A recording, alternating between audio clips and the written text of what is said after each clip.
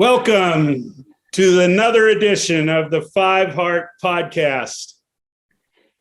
This is Todd Wolverton. I am your last-minute substitute host. Greg got busy and cannot join us as we record this. So it has fallen to me. But never fear, founder of Coronation, John Dam Johnston, is here. John, yes, it's been kind of a quiet week for the Nebraska Corn Huskers. I jest. I don't know. Whatever will we talk about? What shall we? Well, you know what? Let's start with this. And Okay. Today was National Signing Day for many of the quote unquote minor sports. Didn't check it all out, but baseball signed a recruiting class of 10. Men's basketball signed 4. Women's basketball signed 1. And I think volleyball signed 5. And of course, they're great recruiting classes, and they are going to contribute to the continued growth and success of Nebraska athletic programs. Yes. You forgot wrestling. Wrestling signed 3 recruits. And how could I forget wrestling? Right. That's the one I read the most about, and it just slipped my mind. But you're old. But I'm old. Yeah. And you know what? So I read all of these articles. It's an exciting time for those sports, but it could not take my mind off what happened earlier this week. What happened earlier this week, Todd? Well, it sounds to me like our athletic director and vice chancellor, he really is. Yeah, he's got some kind of chancellor status. Trev Alberts. Okay.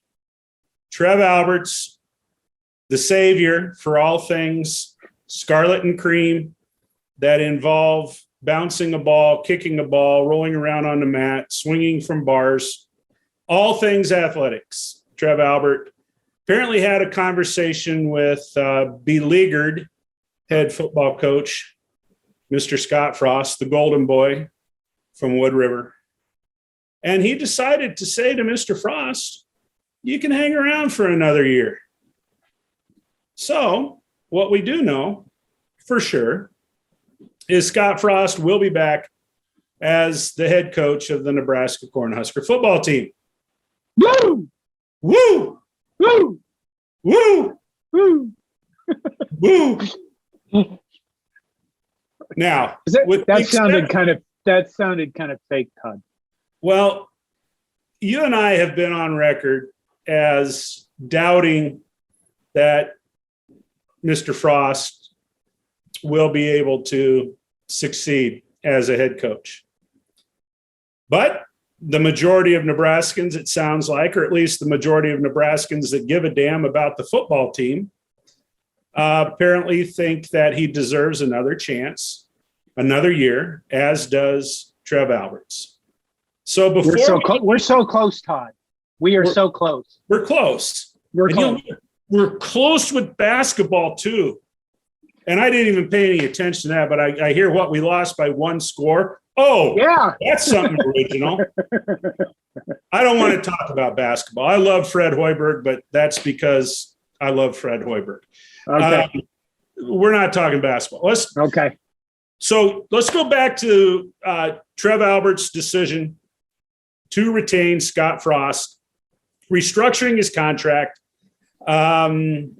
Just give me some of your general thoughts about that, Mr. Johnston. Well, from one perspective, you look at it and you go, okay, he saved himself $1 million by lowering his salary, and he saved the university like, I don't know, 10 million. The buyout's now 7.5 million instead of being 15 million. And that frees up room for better assistant coaches, because apparently the assistant coaches we had before, they were fired on Monday, were really subgrade because they weren't being paid enough, even though they were the guys that Scott Frost himself hired to do the job in the first place. Well,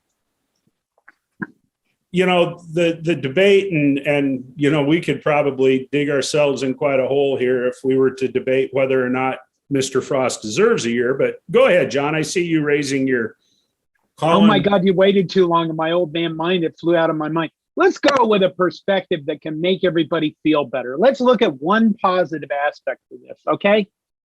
It just occurred to me. It's a new thought. It's hurting my head.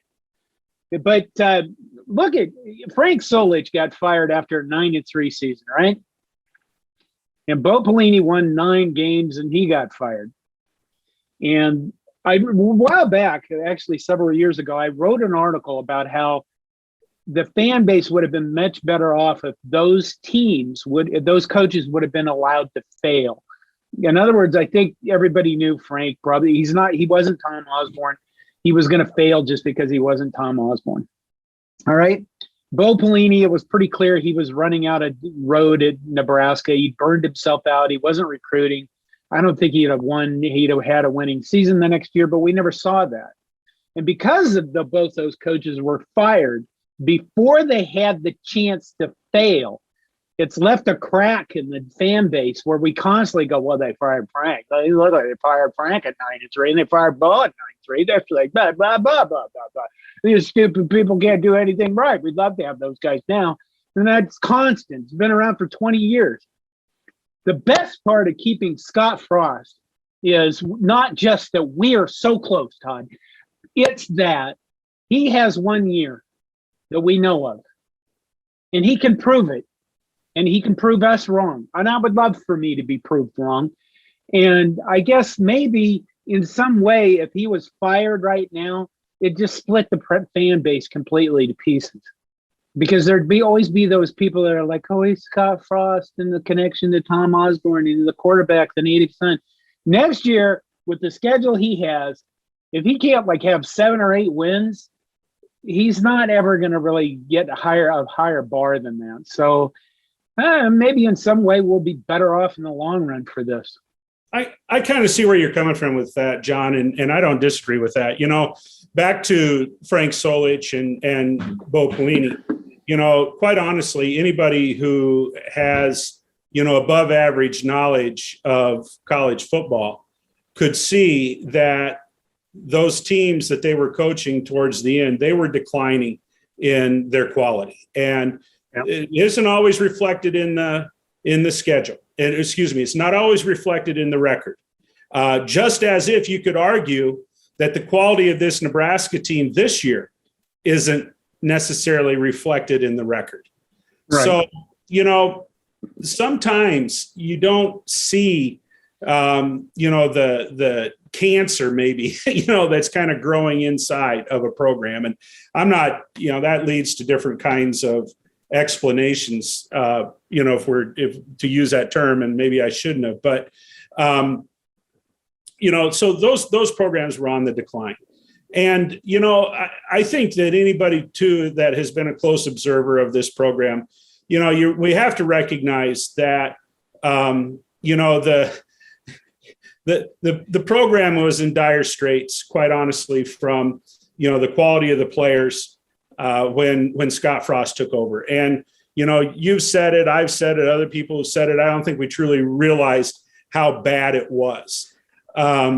So, he has had to start out, further in the hole than any of the other coaches that have been hired over the last 20 years. Has he made progress? Yes. Is the program better today than it was when he took over? Yes. Now, I like what you said about, he will definitely have a chance next year to take matters into his own hands, so to speak. And I think probably you're right with, the dividing the fan base. To me, I don't know. To me, it's surprising that such a high percentage of the fan base just really, really adores Scott Frost. And, I guess that's maybe there's another conversation we can have down the road about this, but Nebraska fans have to get off of this kick that just because you're from Nebraska or just because you have some kind of connections to the University of Nebraska football program, that places you on a pedestal above all others when it comes to the same job. When we start reading on some of these threads and blogs and stuff, where people are throwing out names of former Huskers to come back as assistant coaches, that's bullshit. That's inbreeding, and there needs to be something new and something exciting that and new perspective that comes into this program. So, I don't believe that Scott Frost is going to get the Nebraska program to where it needs to be. Something that does concern me a little bit is so he gets 8 wins next year, 7-8 wins next year. In the eyes of many people, that'll be enough for him to keep his job. And then what I'm afraid of, and I've said this before, is that Nebraska falls into the state of mediocrity that so many of us have loved to point our fingers across the Missouri River at those Hawkeyes over there and their fan base just saying how they have settled for mediocrity. I don't want to see that happen. I don't want to see it happen either. Have you seen Brian Ferentz offense? My God, man. Have I seen him what? His offense.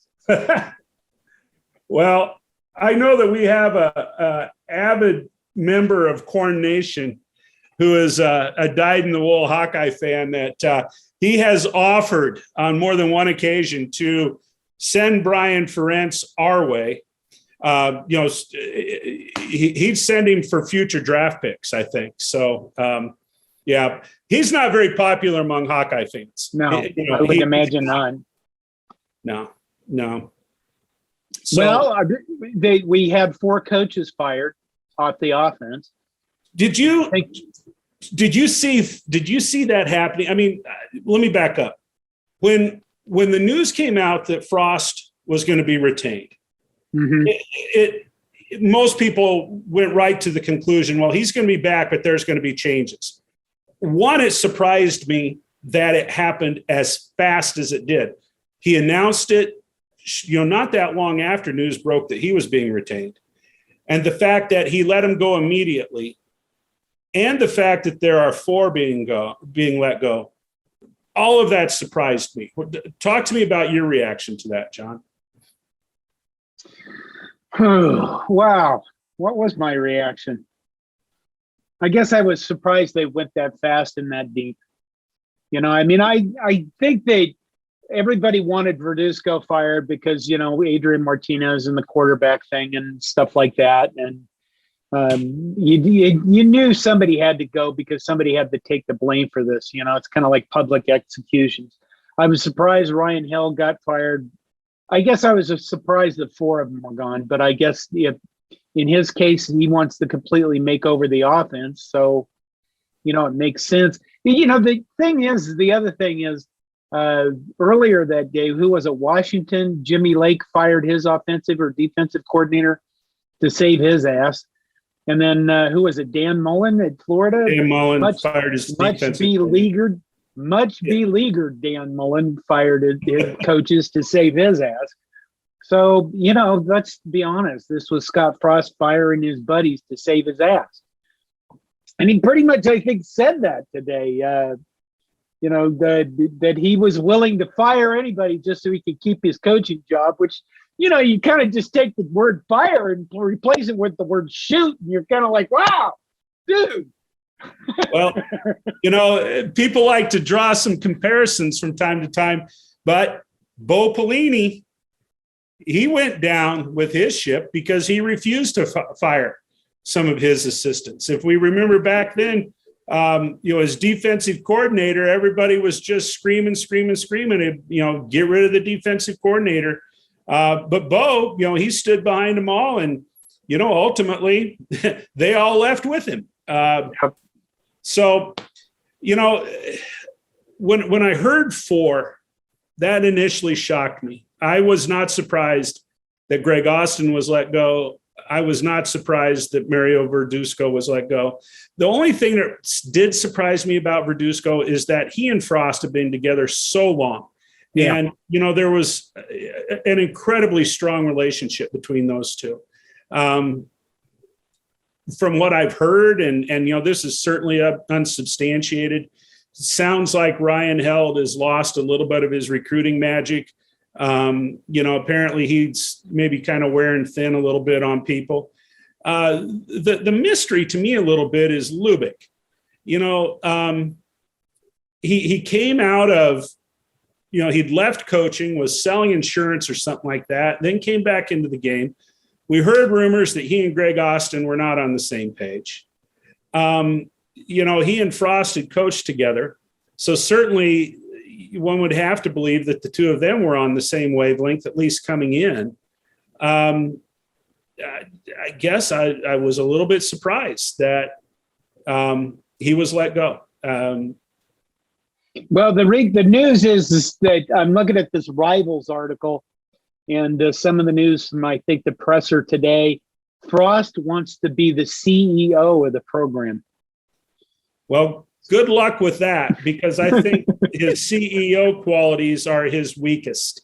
Yeah. And what sold a lot of people on Scott Frost is what we've all gotten excited about from time to time. And that is his ability to develop, exciting offense on the field. Certainly not consistent, but he's got a creative mind. And, he will not be able, and nor should he, remove himself from offensive game planning and that type of thing.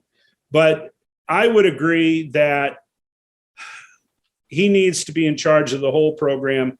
And we can't hear him make comments at press conferences anymore where he says something like, I wasn't paying attention to what was going out there on the field. I was communicating about what we were going to do when we got the ball next.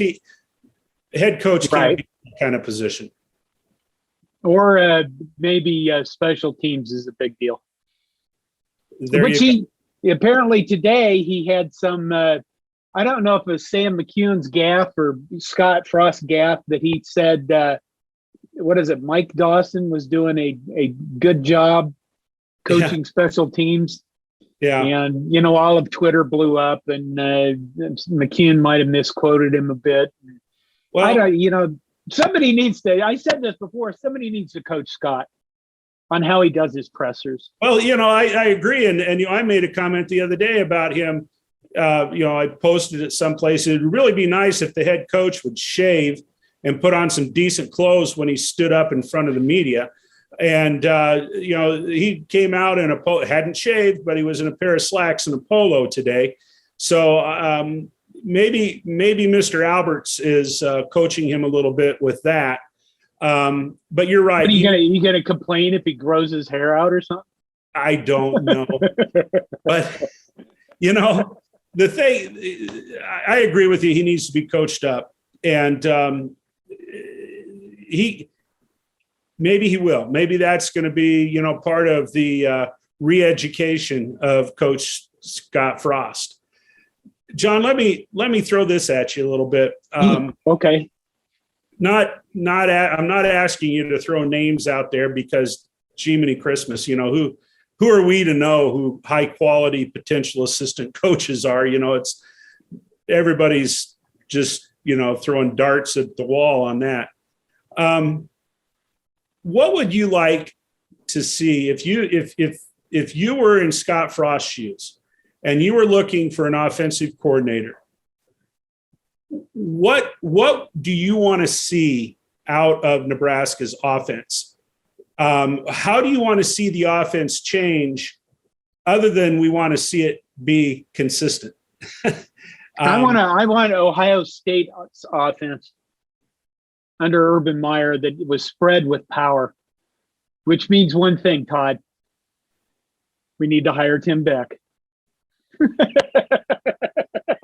Well, you and I had Tim Beck conversations 10 years ago. Yeah. Tim Beck's he was the, people hated him, but and just so everybody listening gets this, everybody hates their offensive coordinator. Everybody out there hates their offensive coordinators because everybody's so sure they could do a better job of play calling after the plays have gone by. It's kind of like you should go under center when we don't score on the 4th and inch line at Minnesota because we didn't, because Yant slipped and fell down. If he wouldn't have, we'd be fine with the shotgun. But, Tim Beck was the only person, I think, out of Bo Pelini's staff to actually go on and get a Division I job. I think you're right. Immediately. I mean, other guys have landed those jobs. Right. But yeah, no, and Tim Beck has had some pretty high profile jobs. I'm in agreement with you. I want to see an offense that spreads the field, that has a power running game. And I don't, people want to talk about identity and all of that type of thing. Offenses can be multiple. They can be diverse. You can run one play with double wides, to both sides, and then you can come back and you can put God forbid, a fullback, but let's pretend that I didn't say that, bring a tight end into the backfield or somebody like that and run something like an offset eye or, you don't have to. It's not like the old days where every play you go out there and you line up in the I formation, or if you're Oklahoma, you line up in the wishbone. But I think that there needs to be more of a power game. One of the things, and I should have mentioned this previously, but I will now because I bitched and bitched the last 3 years about the horizontal offense that Scott Frost, all of those godforsaken passes to the sideline that never went anywhere because they weren't well blocked or they weren't well schemed or whatever. The ball took 4 years getting out there. Exactly. We didn't see that very much this year. No. In fact, you could probably count the number of those quote unquote swing passes, or, as Greg likes to call them, the swinging gate pass. The swinging gate's a little bit different play, but I didn't want to make him feel bad. He's not old enough to understand this. But you could probably count the number of those they threw this year on, a couple people's hands. So it was good to see him move away from that. Scott Frost, whoever it is, whoever he hires in these positions, he's going to have a lot of faith in it.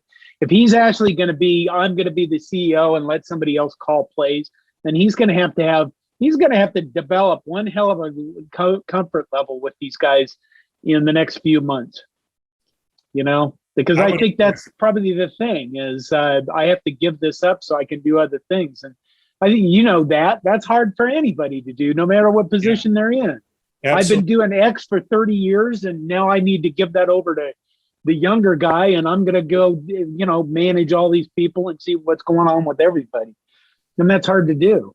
Do you think that he will replace all 4 of those coaches into the same position that they had before? In other words, do you think he's going to hire a wide receiver coach, a quarterback coach, an offensive line coach, and a running back coach, and that's going to be their specific duties? Or do you see him manipulating things a little bit? We've talked about the concerns with special teams. Does Scott Frost take the reins as the quote unquote quarterback coach? He'd be smart to do so. I mean, I don't think most teams have a dedicated quarterbacks coach. And maybe this is the key, Todd. Maybe the thing is when you looked at Scott Frost's offense at UCF, it was highly dependent upon having Mackenzie Milton, a quarterback that could make quick decisions and do things quickly and move. And that's one of the critics of Adrian is that he doesn't make decisions particularly well or fast. And I think that thing about Frost's offense is having a guy in that position that goes bang, bang, bang, bang, bang, which is very difficult. So if he turns over the offense to somebody else, maybe it's not going to be so quarterback centric, because this offense certainly is. Yeah. And that part I'm fine with spread. This whole fullback shit is, maybe in another 3-4 years or 5 years, some guy's going to go, let's go back to the fullback and start running over all these offenses that are built to beat up the spread. But we're not there yet in this evolution of football, the cyclical nature of football. So I'm fine with this spread stuff. Don't have a quarterbacks coach.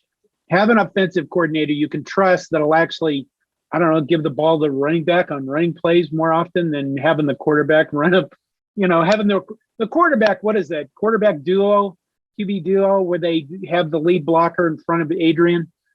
Is that the play? I can't remember. Yeah, I don't know what they QB call duo. Shit. Yeah, I think it is something like that. Anyway, go ahead. Well, so much has been predicated upon Adrian, since he's been here. You're right. A lot of emphasis on the quarterback being responsible for generating offense, generating yards. When your quarterback is your leading rusher, that's problematic. And he's been the leading rusher the last 4 years, I believe. And I think so.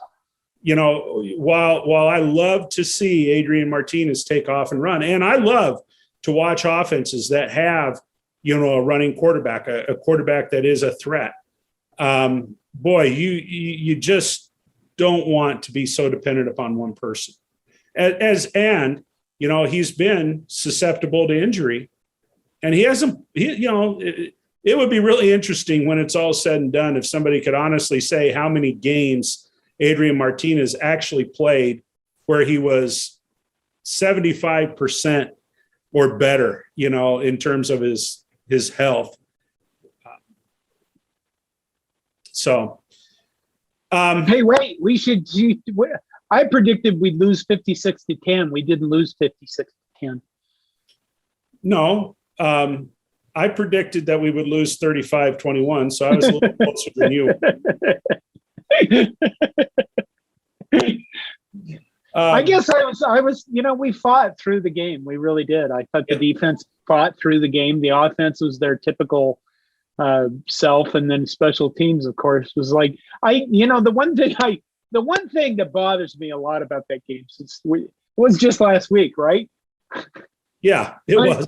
Time lately is just 5 days ago, John. Yeah, okay. He gets down there, and he on a 3rd and 4, Adrian has Levi Falk open, and he misses him, kind of like he's a first-string quarterback just starting his first game, gets all jittery and throws over the head of Levi Falk, who would have had a first down. And then Scott Frost decides to go for a freaking field goal. And I looked at that, and I went, we can't, no. And I know that you look at it from a guy you look at it and go, well, the defense is playing well. We're going to need 3 points anyway. And you kind of go, no, you're not, you stupid one-score loss son of a bitch. Maybe you need 7. And then after that, another 7 and another 7, you fucking shit ass. When we did that, I just thought, okay, if you're an offensive lineman or, I don't know, a receiver, you just look at that and go, why the fuck are we even here? I looked at that and I thought, you had momentum and you threw it away, just like you threw it away when you took the safety at Minnesota. So when I look at that kind of stuff, that's what bothers me about Frost. That's where if you want to be successful, give that stuff to somebody else, because you're not a winner in that position, sir.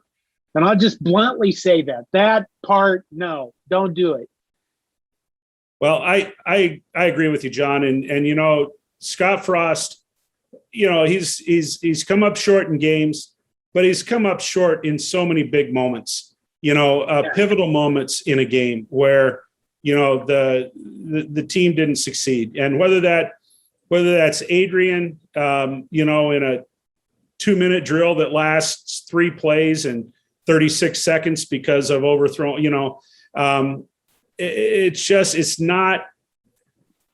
they have not performed well when they really, really need to perform well. And that's a characteristic that has to change if they're going to ever get over the hump. And that's one of the reasons why I don't have a whole lot of faith, in Scott Frost going forward. How do you fix Scott Frost, Todd? How would you fix Scott Frost? It's a cop out. I don't know that you can. Yeah. You know, some Would you coaches- have him talk to Frank Solich? Because that's what Tom Chattel wrote about. Have him call Frank. Why do you talk to Frank Solich? I don't know. Because you have to write a column about something, and when you're sitting there and there's a deadline, why, you go, why would he talk shit, to Frank Solich. Why would he talk? I mean, Tom Osborne's his mentor, and I know it. I think I read someplace or heard someplace that Tom was, you know, down on campus on a weekly basis. You know, why does Scott Frost need to talk to any of those people? If Scott Frost truly wants to improve himself as a coach, Scott Frost needs to go talk to people like Bill Belichick, like Nick Saban, like Mike Tomlin, you know, and he played for a couple of those guys, but playing for them is different than learning how to coach from them. My God, go spend a couple of days with Mike Krzyzewski. Go camping with John Cook, for God's sakes. You know, why would you wish that on John Cook? There is that. Yeah.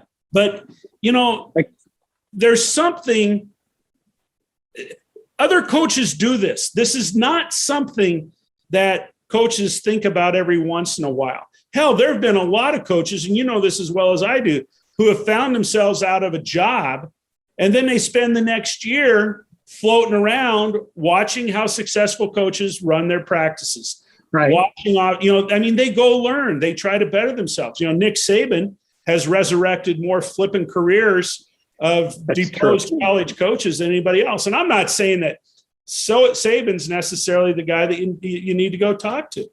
Shit, go talk to the guy up at North Dakota State. I mean, he's still doing pretty damn good up there. He could go talk to Lane Kiffin about how to handle the media. There you go. Not a bad idea. My only concern is if he got together with Lane Kiffin, that the two of them, well, I'm not even going to go there. Yeah, exactly. Yeah. So, but, you know, so the program moves forward.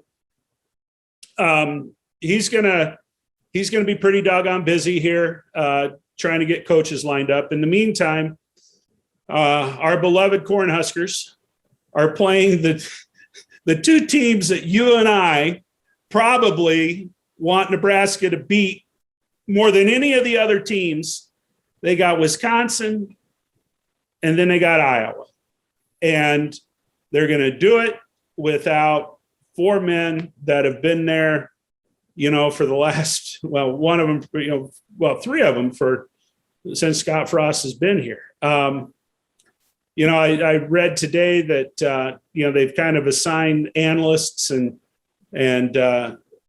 whatever other guys, other titles they have, you know, to some of those positions. But it seems to me that they're going to go into both of those games with one arm tied behind their back, so to say. And I don't know. Maybe Frost won't have so much interference. Maybe Frost's genius offensive mind will go, I'm coming up with my own fucking game plan, Matty.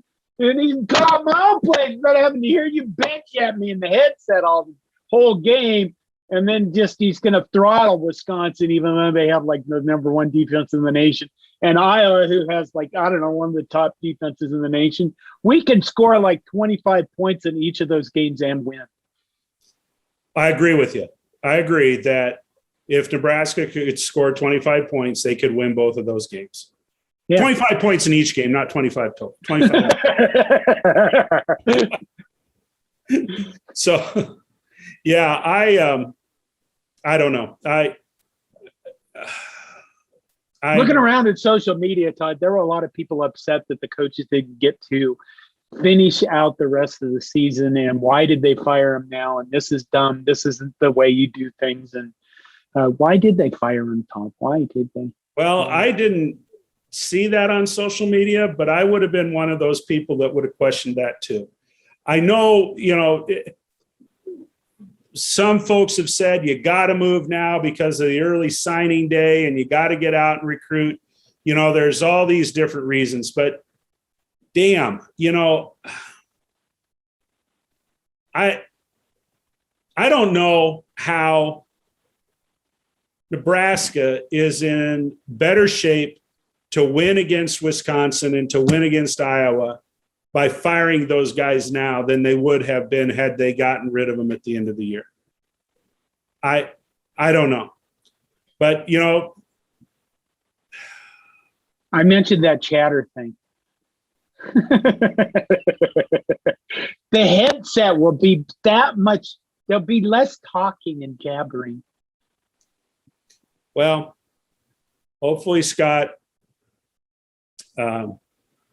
will have some success because We can't finish the year 3-9 and really not go through the off season just like in this and go, oh yay, I can't wait till next football season. Well, I'll put it this way. If the staff had stayed through the end of the year, I think Nebraska beats Iowa. I don't know if they beat Wisconsin, but so something, maybe it's just my heart that thought they could pull it together against Iowa, but I don't know. Who knows? Who knows? Any day, Todd. You know what's surprising to me?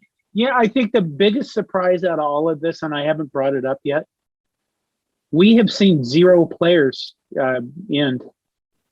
I expected somebody to already be hitting the transfer portal, and we haven't seen that at all.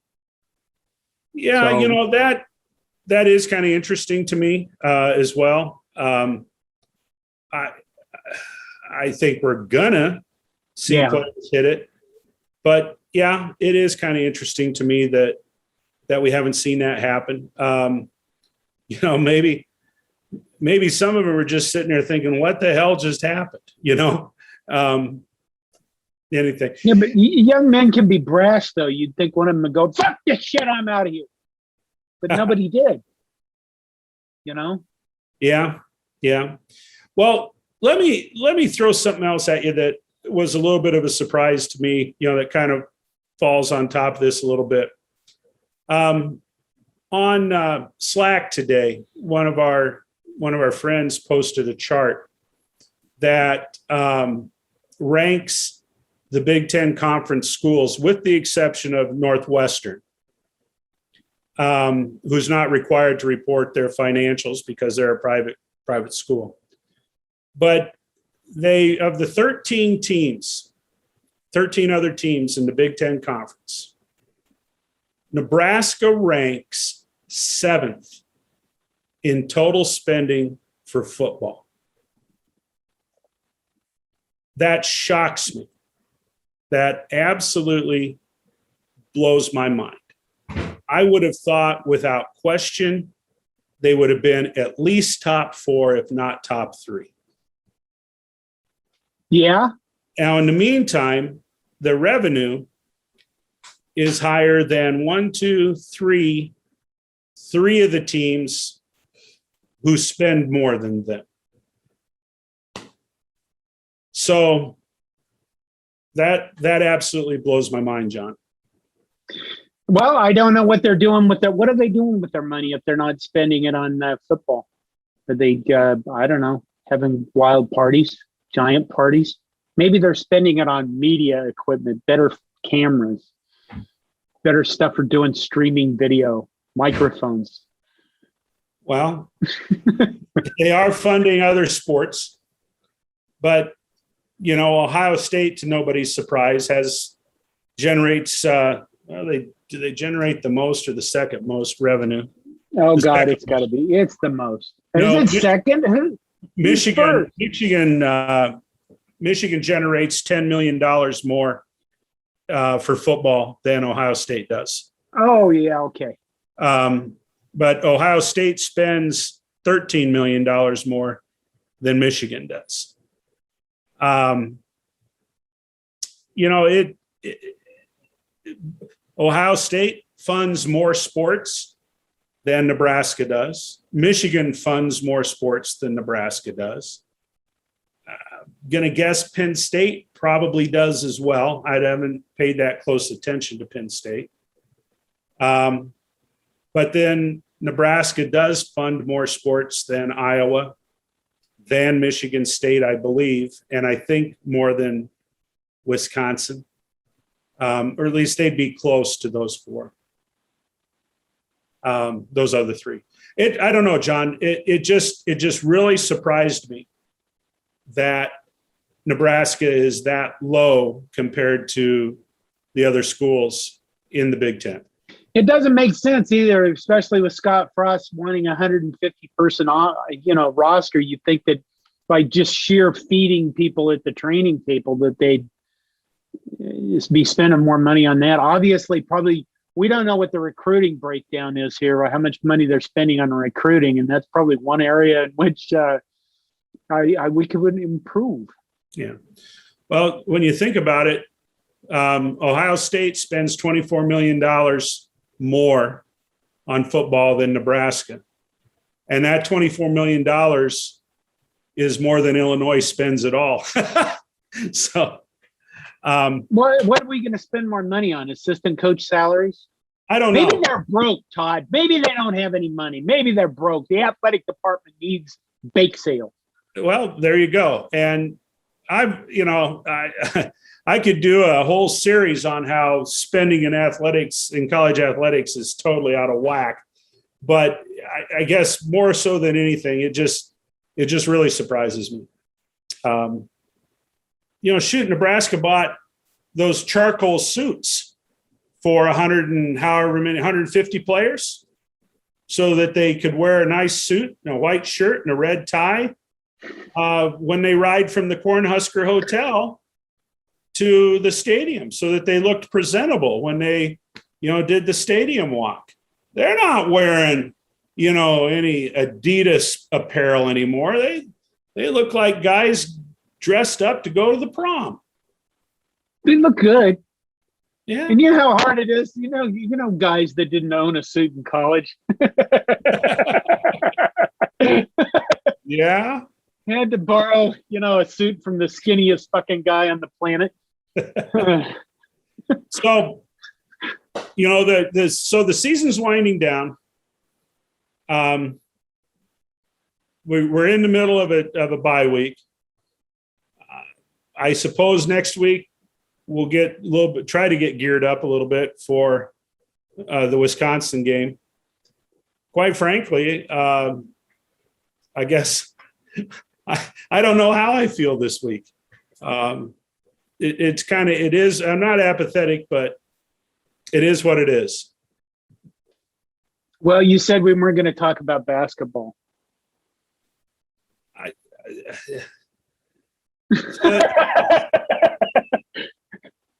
So they lost their first game by a point. Yes. Big flipping deal. Did you watch? You didn't watch. No, I do not. I'm not a basketball fan, John. Okay. I'll watch from time to time, but I want to watch The Masked Singer and The Voice. Oh God, dear God, this is what's become of you. Oh man. Well, so what happened on The Masked Singer, Todd, tonight, just before we started? Johnny Rotten from the Sex Pistols was unmasked as the jester. And I'm not even going to go into it. I just thought it was pretty cool that Johnny Rotten was on The Masked Singer. Was he an asshole? No, he really wasn't. Now, oh my God, age has got to him then. He was a wild card guy. The dynamics of the show are weird, but he was a wild card. Last time he was on, he sang a rocker. I can't even think of what it was. Pour Some Sugar on Me, I think is what it was. And he nailed it. I mean, he just was awesome. Are you serious? Yeah. Singing Johnny Rotten. Yeah. He sang a rocker the first time and he was really good. And then tonight he came out and sang, I Am a Man of Constant Sorrow. Oh my God. And he sang it with this way blown out of proportion Southern accent, and it sucked. I mean, it absolutely sucked, which makes sense because that was Johnny Rotten giving the big old double middle finger to the whole idea of this Masked Singer. Right. It was Johnny Rotten. Wow. Okay. One thing before we go. Are we going to go soon? We probably should go soon. Yeah, probably should go soon. Okay. Which one thing? I bought BTN Plus so I could watch basketball, and I did watch the basketball game. We didn't rebound. You know what else we didn't do, Todd? We didn't rebound. We're the shit, and I'm sure they're going to work on that. What we didn't do is the same thing the football team does, is we didn't finish down the stretch. Early in this game, we made all of our free throws, and then toward the end of the game, I think it was Trey McGowan's had the chance to make 2 free throws and put the game away, and he missed them both. But I think the thing about this team is when you look at this team, we have more athleticism than I've ever seen on a Nebraska basketball court at one time. We have Trey McGowan's and Bryce McGowan's. And when you watch Bryce McGowan's play basketball, he is like the smoothest son of a bitch that's ever worn a Nebraska basketball uniform. Just smooth, like glass. You know what I mean? And then his brother Trey, who's been here a year, he's like Brad Davison. You know who that is, Todd? Right? Flop Sconson, hit the guys in the nuts when they're going by, that guy, cheap bastard. Trey McGowan's, I hope, becomes Brad Davison for Nebraska basketball. Just a nasty son of a bitch that fucks with everybody on the floor and pisses people off. That's what he does. So you got smooth and nasty between the McGowans. You got Keisei Tamanaga out there who played really hard, didn't get a lot of time. We need to see him shoot more and play defense. I think it'll be fun. I don't know if we're going to be any good, but that'll be fun to watch if you just want to watch things go wild, man. Yeah, I just based upon what I've heard and what I've read and the fact that, I worship the ground that Fred Hoiberg walks on, even though I'm not a basketball fan. I just think he's a phenomenal coach. He's a phenomenal human being. This team will win. The team that he has right now will win. Now, where they're going to end up, who knows? But I watched enough Iowa State games back when he was there that Iowa State could just look like a stinker.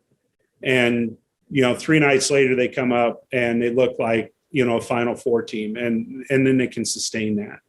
So that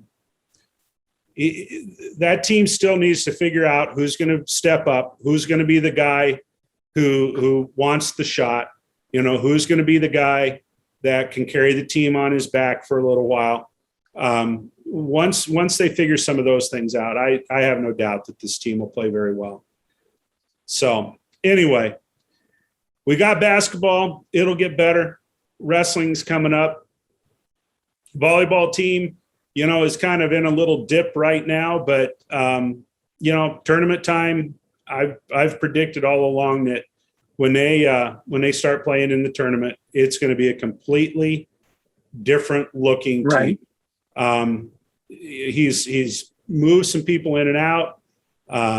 Maybe at some point they'll get the attention of the 2, super seniors who will step up and play at a level that we're all used to watching them play at. If not, he's got a bunch of freshman girls that have had a lot of experience, and we'll see how they do. So, anyway. Minnesota and Iowa, since we're not doing a prediction for Nebraska, Minnesota and Iowa play this weekend. I predict ugly. Oh, probably yes. Well, here's what's going to have Iowa fans paying attention. It's going to be whether they play that Padilla or whatever his name is. Am I saying the quarterback that they put back? Iowa's got a quarterback controversy, and they have avoided quarterback controversies for the vast majority of Kirk Ferentz's tenure there. And it'll be interesting to see how that all shakes down. But quite honestly, I hope PJ rows them all the way back to Iowa City or wherever the hell they're playing this weekend. I agree. It'd be fun. Is Minnesota still leading the West?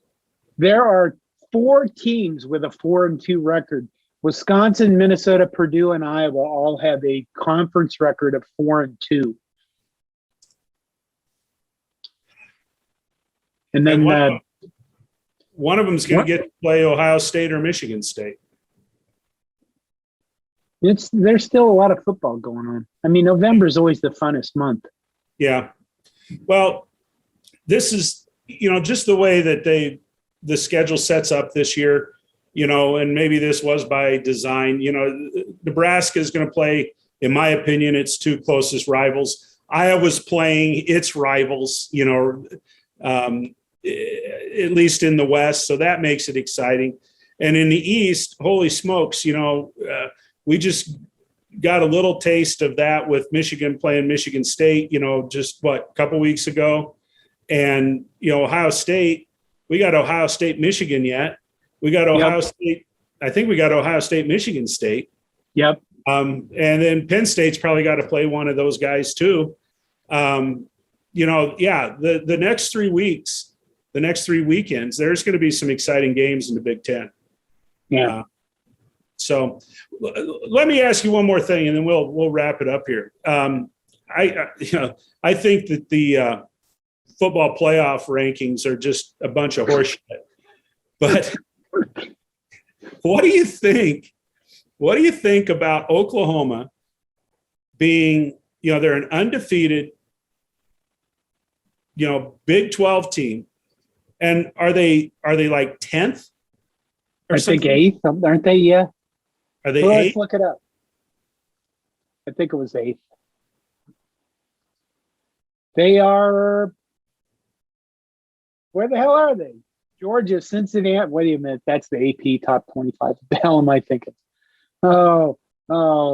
Let's go with this.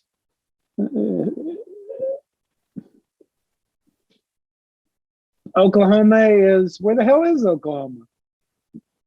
8th, yeah. I was right. 9-0. They're below Michigan and Michigan State at 8-1. And then there's Alabama, Oregon, Ohio State at 2, 3, and 4 with 8-1 records also. So where's Wake Forest? 12th at 8-1. So think about this. 2 of the 5 major conferences are right now way on the outside looking in. ACC and the Big 12.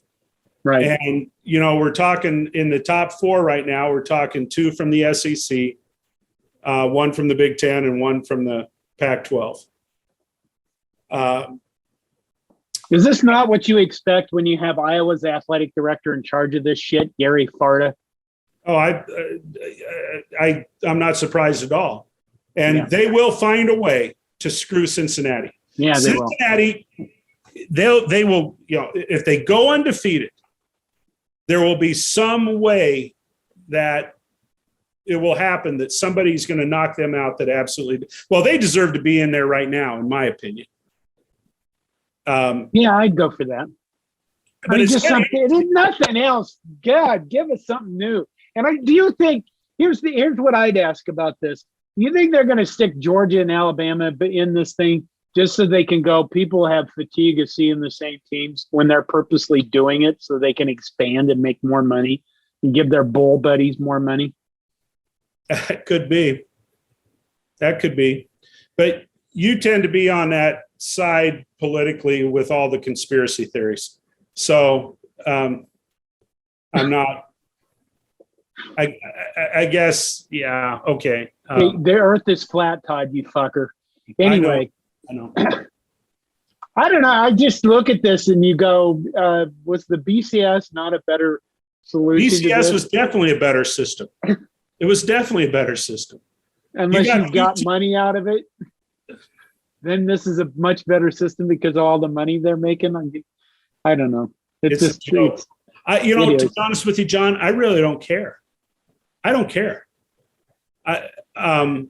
Last year during the playoffs, I watched one of the semifinal games and I watched part of the championship game. I just don't care. I don't know. Whatever. Well, all right. We're out of things. Yeah. We're out of things to really have a chat about. So we're going to wrap it up here. we'll sign off, and we want everyone to remember that 5 hearts are all the hearts that you need. I don't even know if I say that right. It's okay. Until next time, John. Go Big Red. That wasn't very inspiring, was it?